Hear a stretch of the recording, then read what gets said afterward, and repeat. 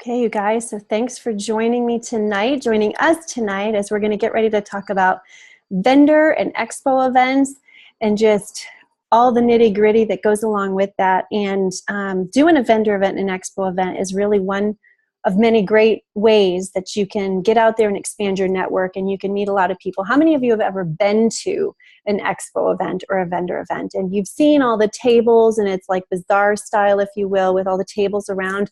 It's a lot of fun. There's a lot of artisans there, a lot of crafters there.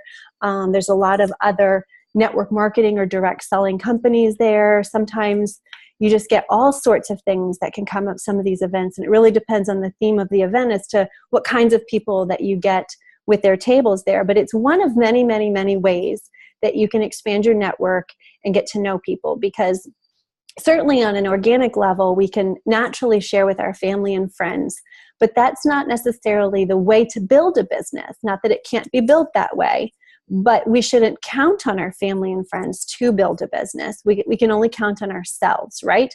And so there's lots of ways to build. So you could do anything from, shout out if you have an idea, something that comes to mind real quick. But anything from getting on mailing lists to where you can be a part of something where you mail out like a mass mailing, samples and things like that to people. There's different lists that you can get on for email lists and get names and things like that. There's a cost that comes with all of these.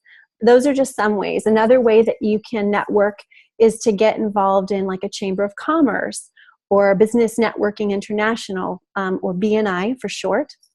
And those are all some really, really great ways. But a vendor event or an expo event is another really great way. And I thought this would be a timely conversation as we're heading into the fall, because this is the time of year where typically we see more of. We see them at the schools, we see them at churches, we see them centered around the holiday times.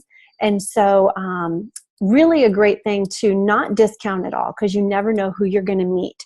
So a couple of points we're going to go along the way, and I want to definitely include and really have more of a round table around some of the points that we're going to kind of talk about. But who here has done a vendor event? Show of hands. Lots of vendor events. I love it. How many of you have helped someone else do one? And that was awesome. I know some of my first ones, I partnered and buddied up with someone. I have to say, it's a lot of fun when you have a buddy. How many of you have brought a buddy with you to one? Like, awesome. It's a great way to learn and pass off and teach as well, by having someone come with you. So I'd say one of the first things been in network marketing a long time. And so I've done my fair share of vendor events and expos. And I've had a lot of disappointments and I've had a lot of successes along the way. And I had to learn early on to decide my goal. So that's number one, is decide what is your expectation of the event, because this will set the tone for whether or not you find it successful or not. I will say that standardly, a goal may not be that you come away with a particular number of new enrollments or a particular number of new contacts. It's not a bad thing to have a goal like that, but especially as you're starting out, one of my first goals for me personally was to get my name out there, get my face out there, and get out of my own comfort zone and begin to talk about it. So I didn't care if I left my first couple shows, just being honest, I didn't care if I left with 0 names. My goal was to talk. My goal was to meet people, and my goal was to do the uncomfortable. And as I began to do that, then I began to set different goals for my events that I would do.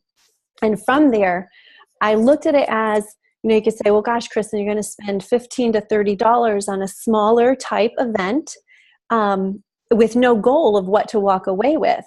The way I looked at it is I was investing $15 to $30 in an event that put me in a position where I had to practice skills I was learning. I had to practice those relationship skills. I had to practice reading people's body language. I had to practice saying the same thing over and over again. I had to practice giving my 30-second up to 5-minute elevator speech over and over and over again.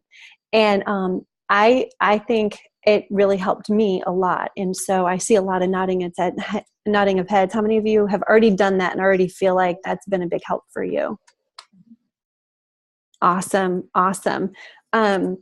Another goal might be that you just gain your exposure. Another goal might be that you really just need the leads. Like you will put a drawing entry thing on the table that says enter to win, and you just want 100 names. That might be your goal, and then you get to filter through those names after. So let's talk about that for just a second. What have been some of your expectations going into an event, and what you've learned and kind of how you approach it now? I'd love to hear some of your thoughts.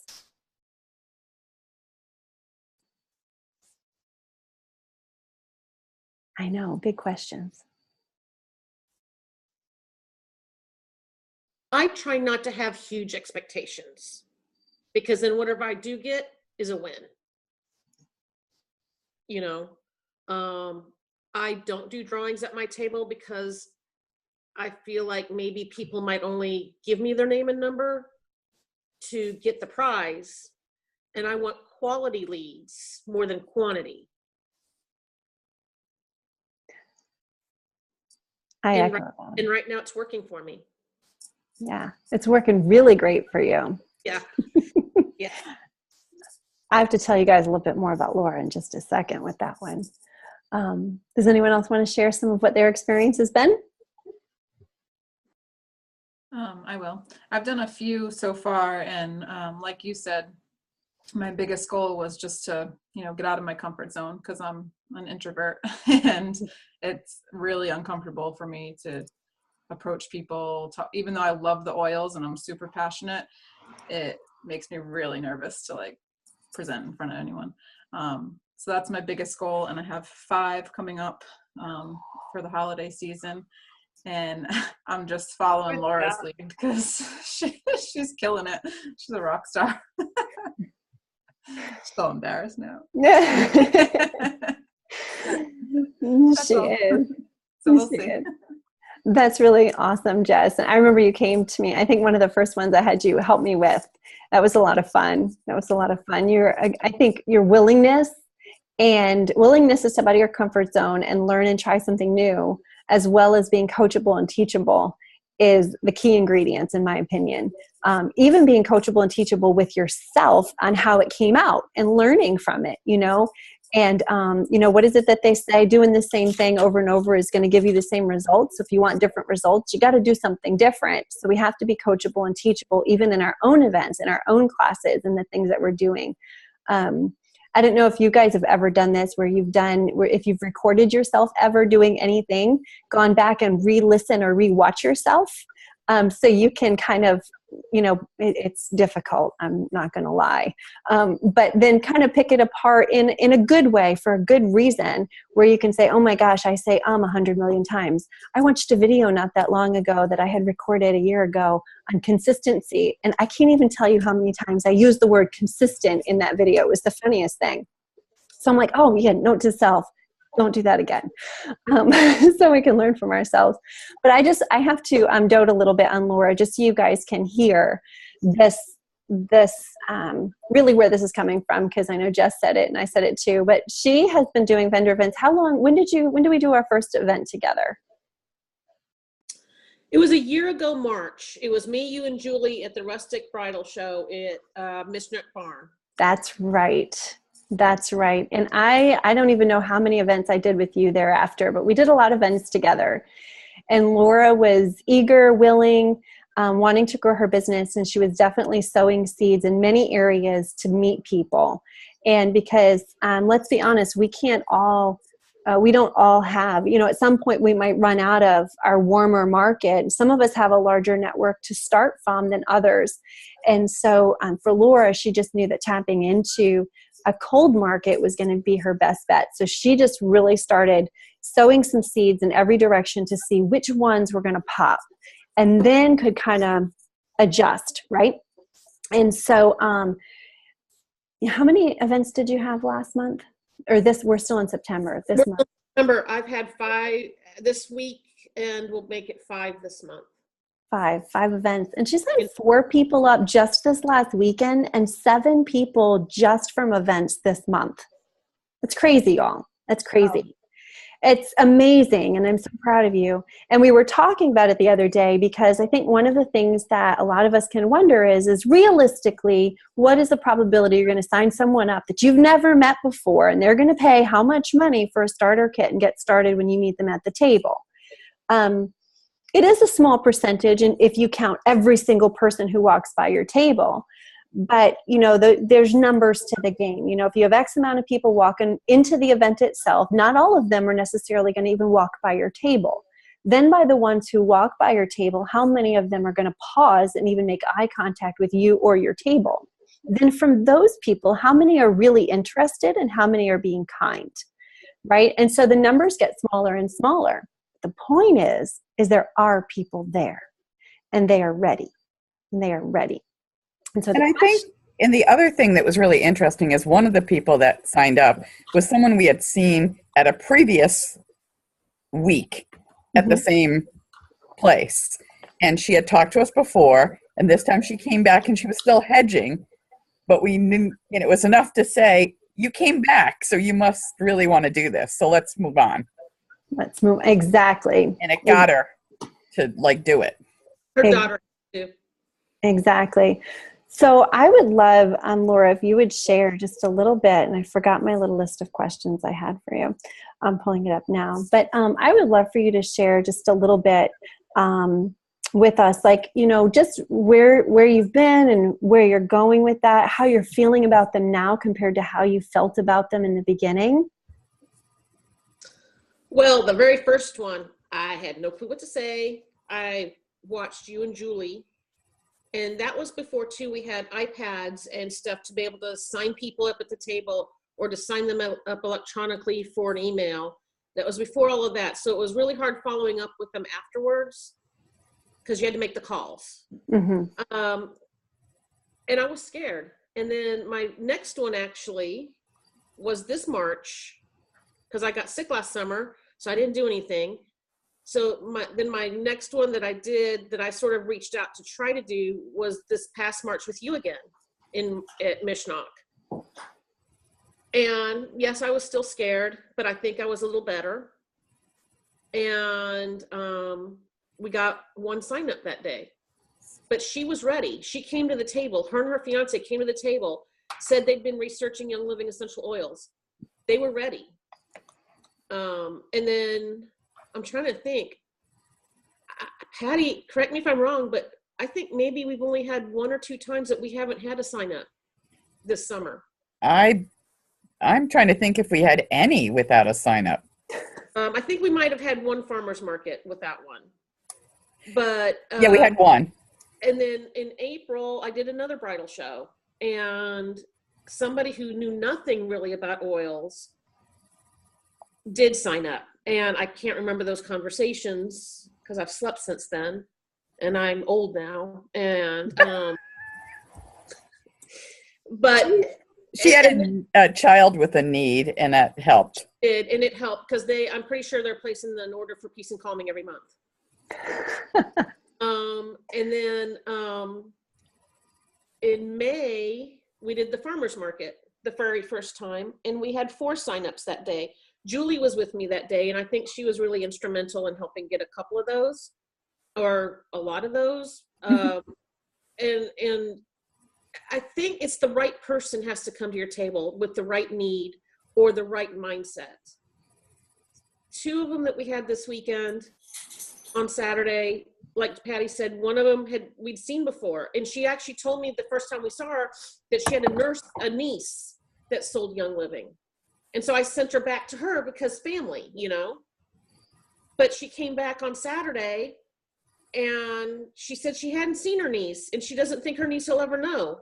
I said, okay, and the second person that signed up on Saturday had been researching Young Living for over a year, doing it on her own. She had no one who sold Young Living. She had a friend who sold doTERRA, but she was concerned that she couldn't put those oils on her skin.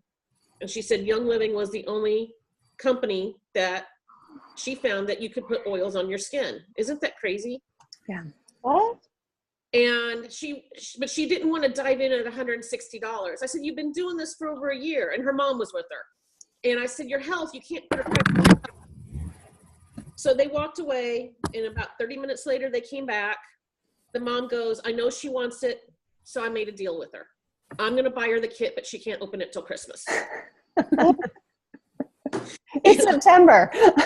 Exactly.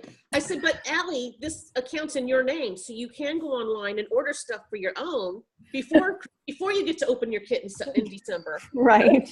Even order your mom some thieves cleaner, because we talked about that for Christmas, you know. Yeah. So I think most of the people that we've talked to are ready for it. Mm. Yep. And I just have to point out, it was interesting. You said you had one that came a couple months ago, and then you saw her again, and she had an interest, and you did send her back, and she chose not to. At the end of the day, people are going to do what they choose to do. We have to be able to know that we've done the right thing with integrity. I also know that oftentimes time goes by, and, you know I've been guilty of not following up the way I should. And so chances are I could have placed, seeds for someone else who's reaped the reward and benefit. So sometimes that's been the case even at vendor events. So when Laura says it's the right person they're ready to come along, oftentimes with vendor events, now what they do is they tell you the list of people who are going to be there so that their people who are coming as guests know. And that one that we did last March, Laura was talking about, the bride and her fiance walked right over to the table, giddy as all get up, and was literally, she's bouncing. And she's like, I was so glad when I saw you guys on the list. And she's like, okay, we know that this is what we want. I don't even know anything more. And we just talked it through with them. A big thing that makes a difference is flip kits, which is basically where you have a kit ready to go. That can make a big difference for someone that you don't know. For them to shell out money and not leave with the product is, takes a certain amount of trust, especially the website that they're signing up on. They don't know. Whereas if you have the product that they can take with them then and there, it kind of like seals the deal that they are walking away with something and it's on the up and up. I have signed people up, and I'm sure, I'm looking around here, I'm sure you all say the same if you've signed people up at a vendor show that haven't, that I didn't have a flip kit for. But then I know that there have been some, I think Jess was there to witness it, as a matter of fact, who she was hesitant until I said I had one she could take home with her. And she was like, oh, okay, yeah. And she took it home with her.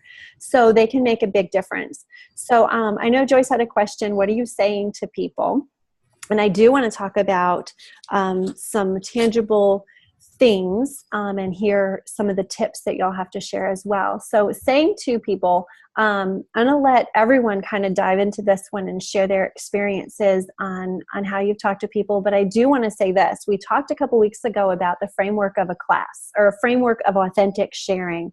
There's a document in our business group. If you weren't on the call, maybe you read the document. If not, there's 4 basic pillars to every authentic sharing appointment. These are the 4 pillars, and you should have them memorized. If you're serious, you want to have them memorized.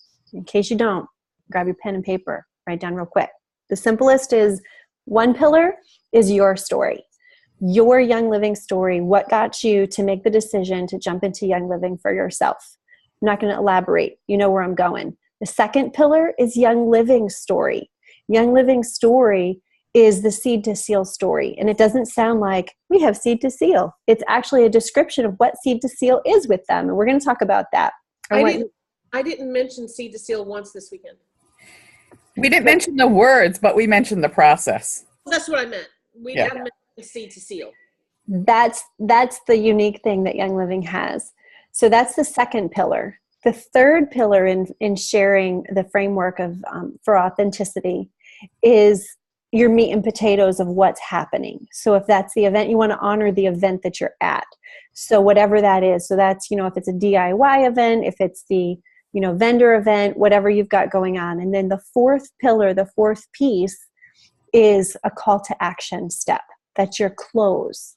And so every conversation, you have an opportunity for call to action. Even if they're a member, maybe that call to action is making their wellness plan and then looking at essential rewards. There's always a call to action. There's a next action step for them to take. So let's talk for a second about what we say to people, what it might sound like, what it might look like. Does anyone have a recollection that they'd like to share. Maybe something that worked well, maybe something that didn't work so well that you're like, yeah, I won't say that again.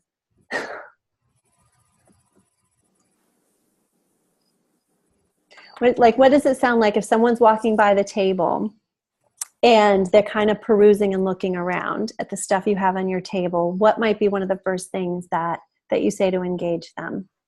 And Alicia, you have a lot of experience in this area as well. You do a lot of shows. I usually, if they're looking at the oils or looking at the table and stuff, I'll introduce myself and just ask them whether or not they're familiar with essential oil. And I know where I'm going to go with that based on what their answer is. So if they say that no, that they don't really know anything about them, then that's when I pretty much do exactly what you said, in terms of I just give them a little bit about how I got involved. I do use my nurse card a lot because I really find that buys me a lot of credibility. And I've been a nurse for a long time, and I'm not going to hide it. I used to hide it, but I don't anymore. So I do let them know that I'm a nurse and that why I'm doing the oils. I do briefly mention our history in terms of how old we are, the seed to seal real quick. And then I usually go into toxins. I find that buys me, it's too much to try to explain all of the oils. And so I'll explain to them that the reason why I'm doing oils and why I'm so passionate about it is to be able to help people to get the toxins out of their life. And then I briefly tell them about just the little bit from the game plan in terms of, 300 toxins in our house, 80 women that are exposed to 80 before they go to breakfast, before they leave for work. And that usually pulls them in right then and there. Kind of a thing. So, and then, like Laura was saying, is just watching to see who's ready. I mean, I can't say that we sign a real lot up at the shows, but simply because of the fact that there's so many going through. But what I've had happen is what Laura was mentioning, where it might be somebody who's coming back and they saw us at a different show. And that's just an opportunity to talk with them some more. And if they don't sign up at that show, then I follow up with them a little bit more personally after that, or at least try to get them to have a class. So I don't ever go, my hope is that I will sign somebody up, but it's never my intention. So I'm never disappointed that we didn't actually sign somebody up, because I think that's, I'm jealous as all get out and thrilled to death for Laura and Patty that they signed all those people up. I mean, I think that is just awesome. But it's never my expectation, because I would walk away disappointed. And I think the other thing is I go into, what we found is every single vendor show, even doing bridal shows, every single one of them is different. So Wendy does them with me. She's my Vanna. So, I think of you, Jess, like you're saying you're an introvert and this isn't comfortable for you. Wendy's the same way. And it's amazing to me watching her, the more she's done them. I can be standing back and fixing something, and she will go right out there and talk with people. And it's amazing watching how far she's come because she's gotten comfortable with it. So what we found is we bring all of our stuff to the vendor show, and we set up each one differently, because every one of them is different, either based on the people that are set up around us, or it's just kind of a gut thing. Sometimes we set up one way, and partway through it, we'll take out other stuff. Like we might be doing roller bottles and find they're not working, and sprays are going to work better. Maybe we're not going to do anything as a make and take. I mean, they're just so different. So we bring everything with us to be prepared. So I love that. That's my story. Yeah, I love that. And I love that you said you asked the very first basic question, are you familiar with essential oils? Because that's your diagnostic, that's your temperature reader right there. And you can really go from there, because what good is it to talk about seed to seal and the processes and the quality and the potency if they don't have a clue what you're talking about? So starting at the basic and ask a question. I love that. Or if people come and say, yes, they've heard of Young Living, I'll say, well, what do you know about Young Living? Mm-hmm. And most of the time, they will not know that we've been around for 25 years, that we have our own farms, that we partner farm with our own farms. They don't know all that. They've just heard the name. Yeah. In Massachusetts, when we did a show, the first show of September in Massachusetts, a lady, the one sign up I got there, she had actually talked to a Young Living representative at another vendor show. The person never followed up with her. Did follow up with her once and saying, oh, I have this class tomorrow night. Can you come? and never did anything else. I got her. And Laura, the other thing I was going to say, like when you had that person that came, and she mentioned that she was already had a niece with Young Living and you turned her back, I think that that's the best thing we can do. You know, because it gives us more credibility. You can't put a dollar amount on that. And and Wendy and I've done, it kills me. I'll tell you, I'll be honest with you, it absolutely kills me to do it. But it's amazing the amount of credibility that you get. And then they still, you know, I mean, I had one woman at a vendor show that I was doing at a baseball, you know, at the Dodge Stadium a couple weeks ago. And she came up to me. She's already a Young Living member, but she signed on under her niece who's from Alberta, Canada. So she has no resources. She doesn't know what, you know, so she was asking a bunch of questions and stuff. And I told her, I said, you know, I'm more than happy to help you. We're in the same time zone, whatever we can do to help. And somebody standing next to her who wasn't a Young Living member or anything like that couldn't believe that we would help somebody out that didn't even have the possibility of having on our team. And so again, you don't even know who's listening to you when you're talking to them. But when you turn them back to somebody, it's priceless. Well, and then we had yesterday, Kristen, who signed up. She came over to our table, and Julie handled most of it because I was with someone else. But the gist of it was that her sister-in-law sold Young Living, and she's bought a few bottles from her, and she wanted to buy a kit from us. And I talked to Julie about it. It's like, well, if her sister-in-law only lets her buy bottles, has not told her how to get her own account, then why not? Mm-hmm. Yep. You know, if her own sister-in-law won't tell her how to get her own account, then and she bought bottles of oils from her, Julie said she didn't feel bad at all. Yeah, as long as and that's the thing, as long as we're doing our job and asking the right questions, Right. making sure that they know to go back. I mean, that's the key ingredient right there. You know, I've had a few people, especially when I first signed up, some of my first enrollees were purchasing retail at a store, and they didn't know. They didn't know that they could get their own account. It was never shared with them, and they had been getting them for like 15 years at a store, paying, crazy. And so, but I did even encourage her. It was like, I want you to go back and talk to the owner. I want you to be happy. I mean, if you've been buying them there for that long, you need to go talk to them because this is there for them. And as it turned out, she prayed about it, she thought about it, and then she told me what she was going to do. And before she even signed up, she went back to that other person and thanked them for always having it there all that time, that she had made her decision and this was why, and she was going to be getting her kit. And but we have to know that we've done the right thing on the front end, which is absolutely right. But also it's a testament to me, it's a reminder to me that I need to be better at my follow-up. Because how many people am I just planting seeds for that they're going to go somewhere else and sign up? Because it doesn't matter that you put a card in their hand. It doesn't matter that you get them to sign up for your mailing list right there at the table by either, you know, on a clipboard, or if you've got some kind of way of tracking your people who want information. It doesn't matter that they're on my drip email system. At the end of the day, if I haven't done my job to follow up with them, I can't complain if they sign up with someone else.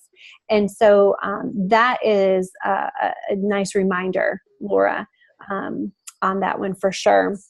I also had someone else coming into the booth who didn't have a kit, but she clicked on a link through a Pinterest and has a retail account. I said, you can look in your account online and see who your upline is, you know, because she said she didn't know who it was. She just clicked on a thing through Pinterest, which is really odd to me. But I've directed her back to her virtual office and to look who for her upline was to get a kit. One of my sweet friends signed up about a week after I signed up. She didn't even realize, and she ended up signing up through a blog that she follows. So it's kind of funny, but you know, and I didn't coerce her to, well, you know, it's within the time frame and you can change. Nope. That, you know, obviously she's been following that woman's blog post and that's what made her sign up, not me, you know, so doing our part on that. So, you know, again, being real, being authentic, being you is really what's going to connect with people. So I want to share some tips because we're at 20 of the hour and I want to make sure we get through some bullet points here. And pop in the comments if you have something else to add to any of these categories, so I can just sound them off and you guys can still keep taking notes. But again, one, decide your goal and your expectation before you go into your event. How do you know which event to get and how much it's going to be, and like how do you know what events to do and not do? So really, some questions to ask are questions like, how is the event advertised? Have you done this before? And if you have, what kind of turnout did you have? What do you expect for turnout this time?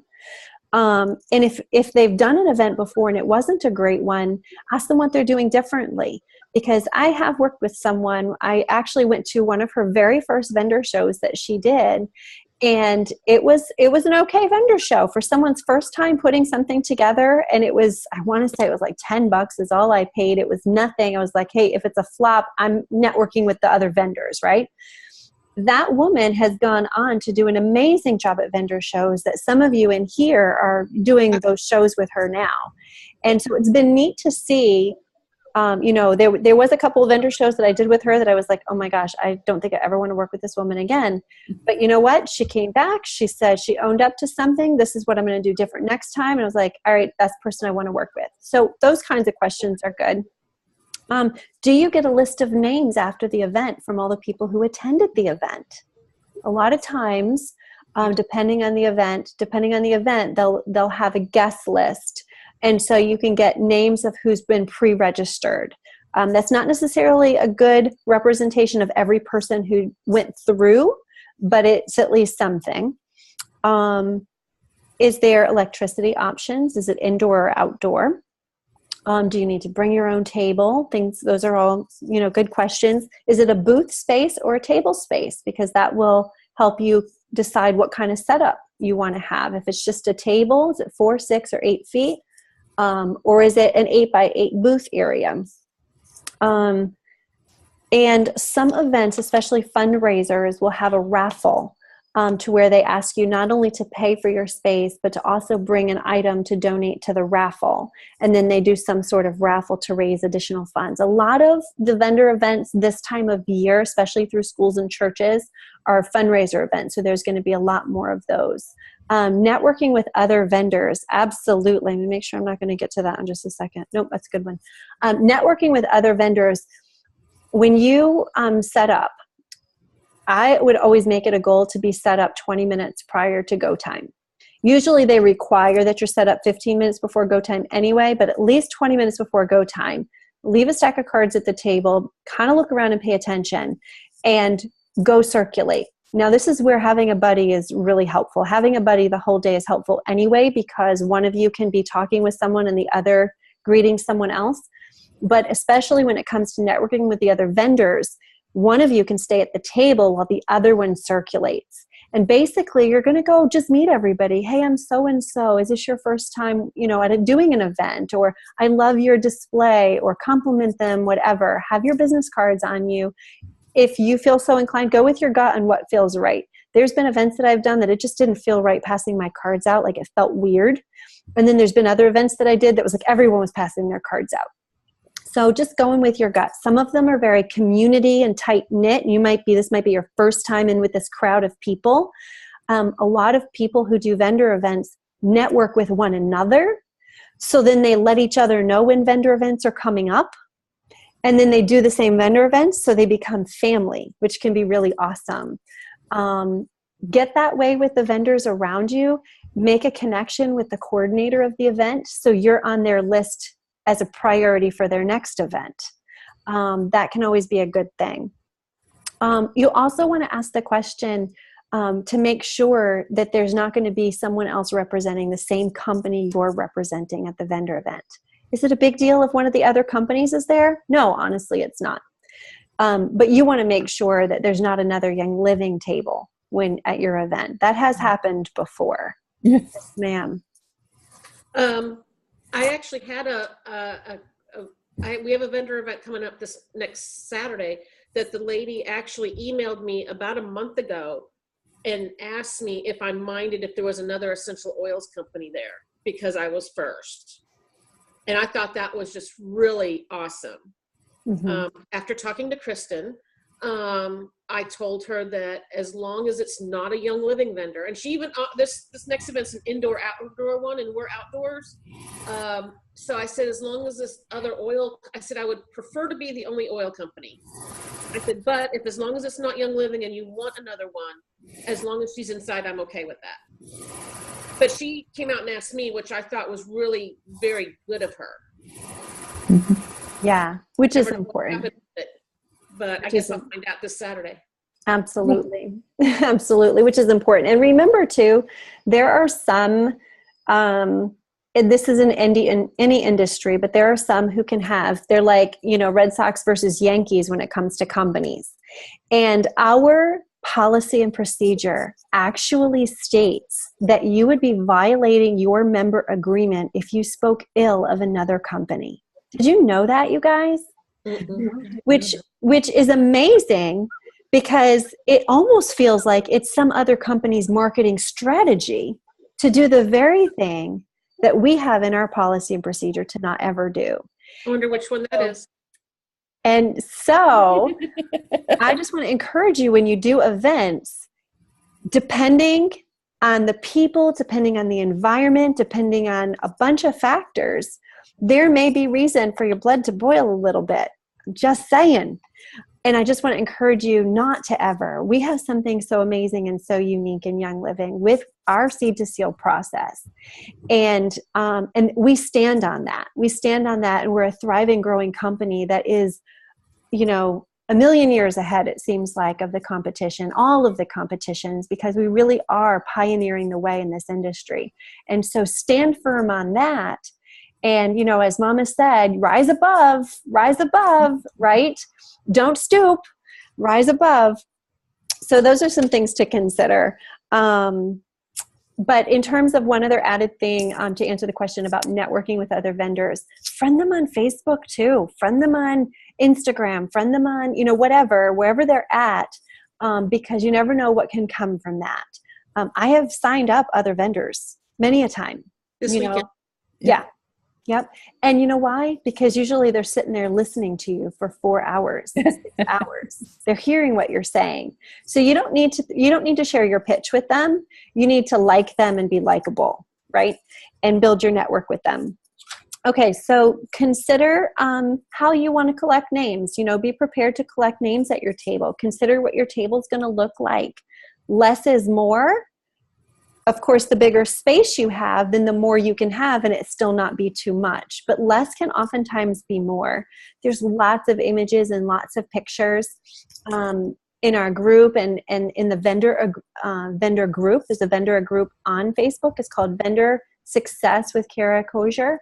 I can pop that into the Facebook group afterwards, so you guys can check that one out. Lots of great information in there. But kind of decide what the theme is. What do you want the table to look like?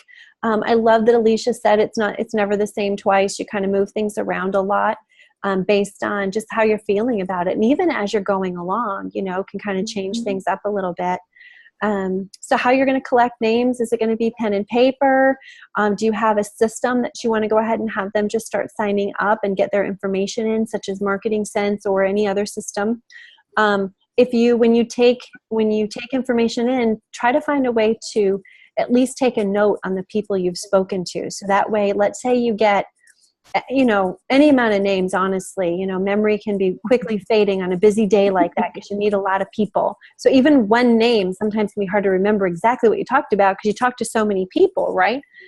So somehow taking a note, even if it's to text yourself, take a quick note about the person that you talked to and something that you want to remember to spark your memory on that conversation so you can follow up genuinely. Flip kits is something to consider having. A flip kit is just basically a starter kit that if they come over to your table and they decide, you know what, I want to get my kit today, they can sign up online right there in front of you using their own phone. You can, even as simple as texting them right then and there, text them your link. So I always suggest I keep mine in a notepad in my phone. I keep the URL right there. So text them the link, have them do it right there on their phone. You can help them, walk them through it. But then when they get to the shipping address part, they would ship it to you. and they would physically take the kit you have with you there. So that's one really great way of doing it. You want to, Kristen, a question on that at a vendor show. I don't have a problem with doing that, like say at a personal class, but at a vendor show where you don't know the person, what's to stop them from going in and changing the address afterwards? Nothing. yeah. Well, it will have already shipped. It's once the order goes through, they verified it. They'd actually have to cancel the order. Oh, really? So, and you've never had that happen with people you don't know? I've never had it That's happen. Now, I will be honest and say in the vendor success group, it has happened, but the amount of people that are doing this and the amount of times it's happened is like, being struck by lightning. The odds are like that. It does not, I think there's been one occurrence of that ever happening that I've read in that group. Okay. So certainly it is a risk. Yes. I know there's a lot of people who are very worried about that happening. Yeah. So to the point that some people I've read in the vendor group will actually create the password themselves and not give it to the person until they get their kit in the mail. That's another thing you could do. Yeah, I have never done that, and I haven't been burned yet. And, I don't have a reason to worry, really, because they seem so excited at the time. Right. Yeah. Okay. Yeah, I flipped a lot. Another option is if you were to do it on paper and then just wait to submit the paperwork, but now you don't know if their payment will go through. So there's that aspect. But Right. but there is I do like that aspect that Laura just said about maybe if you do it on your device and then just tell them you'll send them that information afterwards and then just wait the handful of days. Yeah, so those are some ideas, but I would definitely make sure that you've written down all the information and taken that. So there's the flip kits. Set up, keep it simple, or you can go elaborate. You can make it look like you just walked into a little boutique if you have a booth size. It really all depends. I've done vendor shows with the most simplest of things, just my starter kit and a pamphlet of information and a sign-up form. And I've had great success, and I've done it. My favorite is just to have the Thieves kit on display, the premium with the oils on display, and the Ningxia Red on display. So it gives me a talking point about cleaning up the toxins in your everyday with the Thieves, building your immune system and the diffuser with the oils, and then cleaning up the toxins on the inside with the Ningxia Red, supporting your overall body health. It gives you a talking point for everything. And it shows right there that being that they're all oil infused, these are also different ways we use our oils internally for cleaning, for so many different things. But then go from there and be mindful of the kind of event. Is it a kids event? Is it a pets event? Is it a wedding event? What kind of event it is? And I will say, bridal shows, you wouldn't think, but oh my gosh, they are such a hit. People sign up at bridal shows a lot. Bring a buddy, get to know the coordinator, get to know the other vendors, but be coachable and teachable through your event. Watch and learn and observe the people you're talking to. Observe the tables, how the tables are set up that really catch your attention. Observe what is it about them that you're gravitating towards their table. And then do something like that on your table for the next time. And just be willing to learn through the process. Remember, if we don't change something, nothing will change. So if we want something to change, we got to change something, right? So be willing to make those changes.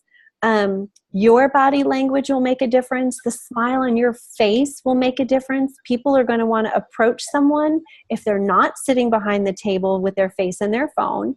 They're going to want to approach someone who looks warm and kind. So consider those things. When you do talk, use words with intention, because you have usually within 10 seconds, they're making an assessment if they're going to stick around and ask another question or move on. Definitely by the 30-second mark, but sometimes it's as early as that 10 seconds that they're making a determination if they're going or staying based on how you make them feel. Crazy enough, that is a lot of times what we do. When people walk by, another great way, I know Joyce, to answer this question too, how to get a conversation going, is sometimes not even to ask a question about what they know about oils, but to see that they have a kid with them. Oh my gosh, so cute. How old are you, little guy? Right? Make a connection and talk about something different for a second. And then ask. So have you heard about essential oils yet? So those are just some thoughts. So just before we wrap up really quick, does anyone have any other thoughts that you'd like to share? When you say don't sit behind the table, I very rarely sit at a vendor event. Only if I see a lag in the traffic starting to come in. Mm-hmm.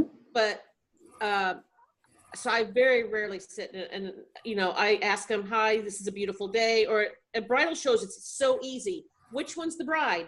When's your wedding? You know, that's really easy to start a conversation with. You know, I find commenting on an outfit or a piece of jewelry that they have, you know, especially with the women, though oftentimes that's a way to just draw them in as well. Absolutely. Absolutely. Any other last suggestions before we end this segment? I have a question. Sure. What are people paying to get into these events? I know you said like $10 to $30 for a small one. Yeah, some $30. I've done. Go ahead. I was just going to say, I've done, for me with the table, I've had shows that I've done that were free, and I've had shows that I've done that were $350. So it really all depends on the event. And so I consider those things. That's why I ask the questions about how it's been advertised, so I kind of have an idea. I'll typically, if I really want to meet people and build relationships and expand my network, I'll spend $20 to meet people and expand my network, even if it's just the other vendors there. I've done a vendor show that was a total flop. I think one person came in, but my table was rocking because I had all the other vendors at my table. So it really is all in what you're going to do with what you have and your perspective on it. Now, there are some events where the attendees also have to pay to come, depending on the kind of event. So they're making money, the coordinator is making money off of those who are coming into the event. They charge a cover charge, if you will, to come in. Not all of them do that, but oftentimes some will do that. Some of my favorite well-attended events are the ones where they also have something else they incorporate, like a parade for the babies, you know, with Santa or something like that. Or, you know, if it's a bridal show and they're doing like a runway thing with some gowns, you know, modeling of the gowns or whatever. Some of those can be really great. But that's some of the costs that I've seen. It varies big time. I'm paying $550 for Situate. Yeah. But for the that's art a festival. 3 days. That's a 3-day festival with up to, maybe if the weather's really good all 3 days, 100,000 people coming through there. Exactly. And I'm I'll be right across the street from the main area. Mm-hmm. Exactly. So really is with these two, you can't think about, oh my gosh, I paid $250 for this event. I only got one sign up. That doesn't mean anything. Your return on investment may be coming later. right. Mm-hmm. You know, if somebody buys a kit and they get on ER, your return on investment is going to be coming later. Mm-hmm. So they're going to get it all back that day. Yeah, absolutely. One person. Days that you get, you know, sometimes your investment back. You know? That's right. Now, Laura, how did you meet Julie? Julie Cody? Yeah. Was it at a vendor event? No. Why did I think it was? I don't know. Forget that story then. I came to one of your classes, and another person who's under Julie, that's how we got connected somehow. Gotcha. I don't know. I thought for some reason, it was you had met her at a vendor show. I was going to say, oh, isn't that funny? Mm-hmm. Well, I'm just going to end this segment. You guys don't go anywhere because we're going to wrap this up. But I just wanted to thank you guys for joining me talking about the vendor events and the expos. And I hope you found some of the information shared today helpful.